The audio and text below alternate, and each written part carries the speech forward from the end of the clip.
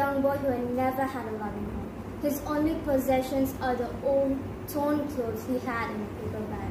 The only world he knows is full of isolation and fear. Although people had rescued this boy from his abusive alcoholic mother, the real pain, the real hurt is just about to begin. Hello everyone, my name is Ravina Roshni Ravindran and I'm from SMK Mamba. So today I'm going to be doing a book review, and of course it's a book. But let me tell you that this book isn't just any other kind of a book. This book definitely holds a special place in me, which it has very reasons why, many reasons why. I'm an emotional person, but I just went through this book and this really had taught me a lot of lessons in life, which I wasn't really grateful for. And I'm really, really grateful to my parents who bought me this book. Well, this book is The Lost Boy. So this book contains 3 books in a series, which the first book is called A Child Called It, the second book, The Lost Boy, while the third book and final book of the series, A Man Named Dave. So this book contains 340 pages in total, and this book is a true story. It's non-fiction, and it's not just any other true story. It's the true story of the author itself, Dave Pelzer. So let's get into the story. The story begins in the 1970s in Daly City, California, where David is 9 years old and he is suffering abuse from his own mother. I'm telling you. So David is left starved in the garage with an old coat on him. As he is left starved, David's mother pushes him to do things such as vomiting as proof that he didn't steal any food. Then David is tortured in many ways, horrific ways. David's mother abuses him anytime she wants, I don't know why.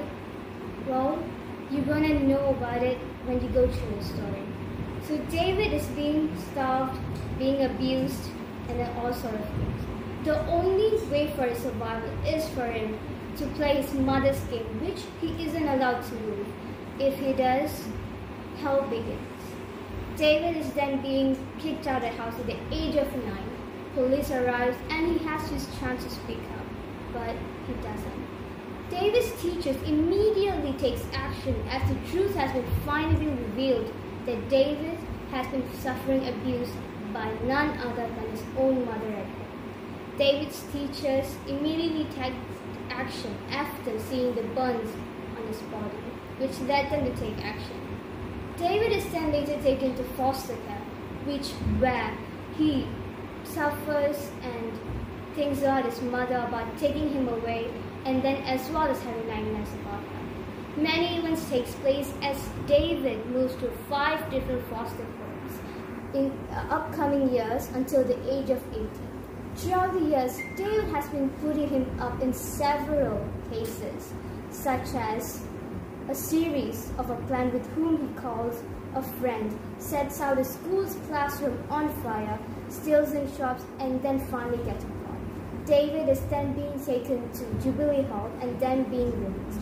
In case you don't know what Jubilee Hall means, Jubilee Hall is a place where underage children, people who serves there in that jail for a short period of time and then getting out. Back to the story where David is being taken to Jubilee Hall and then being released.